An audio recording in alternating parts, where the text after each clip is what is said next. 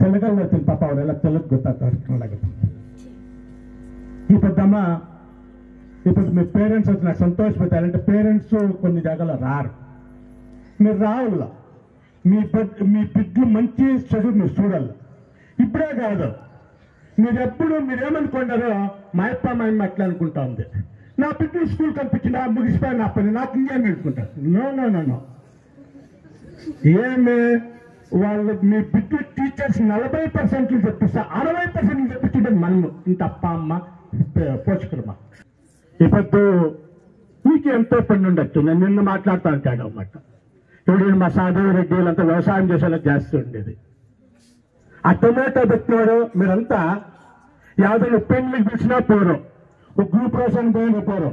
ఏమిటి మీరు ఏమంటే అది ఉన్నప్ప పోతుంది పిల్లిపోతుంది పీక్కుంటా అంటారు. అమ్మ అది మరి 3 నెలల పంట, ఇది 3 ఏళ్ళ పంట. బాగా జ్ఞాపకం పెట్టుకోండి, ఇది 3 ఏళ్ళ పంట. 3 నెలల పంటకి అంత ఇంట్రెస్ట్ ఇచ్చాను, 3 ఏళ్ళ పంటకి మీరు ఆ ఇంట్రెస్ట్ ఇవ్వకూడదు. ఆ టొమాటో కోసం అంత బాధపడదు. మీ బిడ్డ మంచిగా ఈ 3 నెలల్లో మీ బిడ్డలు బాగుపడరంటే ఖండితంగా లైఫ్ అంతా బాగుంటారు.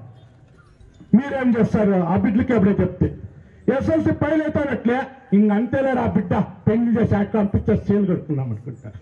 ఆ పని చేద్దాం దయచేసి. ఏమంటే ఆ పని చేస్తే మీ బిడ్డల పైన మీరే బండెత్తినట్లయితుంది.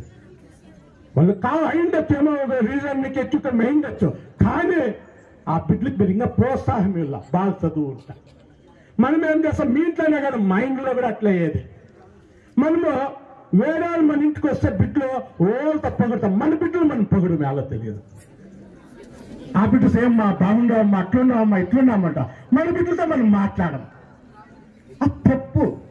మన బిడ్డలతో మనం ఫస్ట్ మాట్లాడుకోవాలి, మన బిడ్డలను బాగా చేస్తాం. వాళ్ళని పొగడదాం, నేను వస్తూ ఉంటాను, వాళ్ళని పొగడదాం.